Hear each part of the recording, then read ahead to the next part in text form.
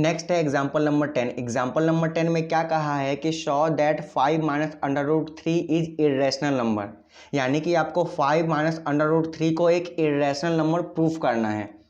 तो देखिए, जब भी आपको इरेशनल नंबर प्रूफ करने वाले क्वेश्चन आपके सामने आते हैं तो सबसे पहले आपको ये दिमाग में रखना है कि इस क्वेश्चन को सॉल्व करने के लिए आपको ये एज्यूम करना पड़ेगा कि जो भी आपको यहाँ पर नंबर दे रखा है वह एक रैशनल नंबर है। ये एज्यूम करके आपको सॉल्व करना है क्वेश्चन को, ठीक है। तो मान लेते हैं हम यहाँ पर क्या लिखेंगे, let us assume 5 minus under root 3 is rational number, ठीक है। हमने ये मान लिया।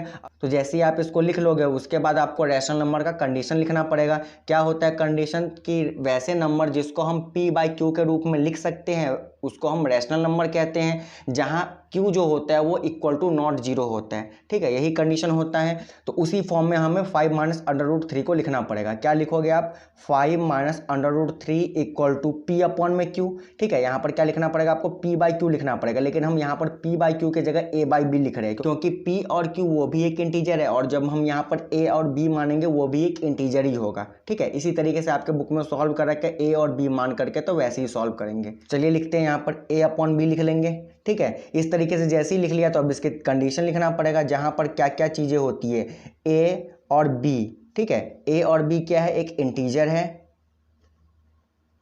इसके अलावा a और b जो है वो को प्राइम नंबर भी है। इसके अलावा b जो है वो इक्वल टू नॉट जीरो, यानी कि b जो है वो जीरो नहीं हो सकता, ठीक है। ये कंडीशन लिख लिया। अब जैसे ही हम ये कंडीशन लिखेंगे उसके बाद हमें क्या करना पड़ेगा, इसको सॉल्व करना पड़ेगा। तो जो भी इसमें आपको इरेशनल नंबर दिख रहा है उसको अलग छोड़ देंगे और बाकी नंबर को दूसरे तरफ लेके चले जाएंगे, ठीक है। तो यहाँ पर आपको इरेशनल नंबर अंडर रूट 3 है तो इसको एक तरफ छोड़ देंगे और बाकी इस नंबर को इधर लेके चले जाएंगे। तो चलिए सॉल्व करते हैं इसको। तो ये क्या हो जाएगा, ये हो जाएगा आपका माइनस का अंडर रूट 3 और ये हो जाएगा आपका a अपॉन में b माइनस का 5, ऐसा बन जाएगा। अब जब मैं इसको सॉल्व करूंगा तो ये हो जाएगा माइनस का रूट 3, ये हो जाएगा आपका a माइनस का 5b अपॉन में b। तो जैसे इस फॉर्म में बन जाएगा तो यहाँ पर रूट 3 के सामने माइनस है तो इसको हटाना पड़ेगा। जब मैं इसको हटाता हूँ तो क्या करूँगा, यहाँ पर माइनस वन से मल्टीप्लाई कर दूंगा दोनों तरफ, और जैसे ही मैं माइनस वन से मल्टीप्लाई करूंगा दोनों तरफ तो ये तो हो जाएगा आपका प्लस का, लेकिन इधर वाला टर्म माइनस का हो जाएगा। तो ये हो जाएगा माइनस का a और ये हो जाएगा प्लस का 5b अपॉन में b हो जाएगा, ठीक है। तो इसको थोड़ा स्टैंडर्ड तरीके से लिख लेते हैं। तो जब मैं इसको थोड़ा स्टैंडर्ड तरीके से लिखूंगा तो 5b को इधर लेके आ जाता हूँ और इसको इधर लेके आ जाता हूँ, तो ये हो जाएगा 5b माइनस का a अपॉन में b। और जैसे ही हम ये इक्वेशन बना लेंगे उसके बाद आपको स्टेटमेंट ही लिखना है इसमें। तो क्या लिखना पड़ेगा, देखिए यहाँ पर a and b are integer, इसीलिए सो 5b माइनस का a अपॉन में b इज रैशनल नंबर। भाई अगर a और b इंटीजर है तो 5b माइनस का a अपॉन में b एक रैशनल नंबर होगा कि नहीं होगा, ठीक है, होगा ना। यहाँ पर रैशनल नंबर ये a बाई बी के फॉर्म में बन रहा है तो ये रैशनल नंबर होगा। अगर ये रैशनल नंबर है तो इसके इक्वल में अंडर रूट 3 भी है, तो इसका मतलब मैं ये कह सकता हूँ कि अंडर रूट 3 भी जो है वो एक रैशनल नंबर है, लिख सकता हूँ ये, ठीक है। तो वही लिखेंगे यहाँ पर, तो लिखेंगे under root 3 is a rational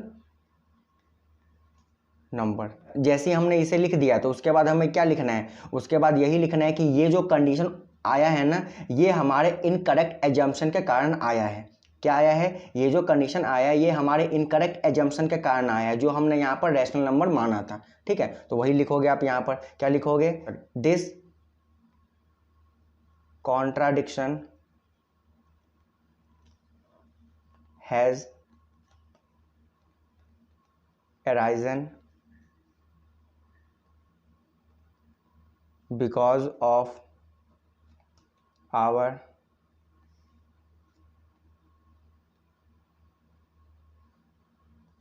incorrect